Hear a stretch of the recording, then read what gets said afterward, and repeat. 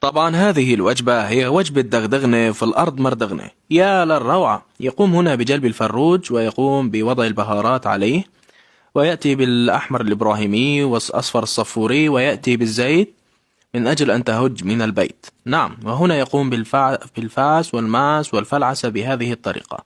نعم طبعا، وبعدها يقوم بإضافة اللبن، وبعدها يقوم بالدعك والماك، وبعدها يأتي بهذا الصاج ويقوم بوضع الدجاج عليه. نعم، يقوم بتقليبها من أجل أن يشلوطها ويهببها بطريقة محترفة ورائعة. وبعدما تشلوطت وتهببت يقوم بجلبها ووضعها في هذا السطل.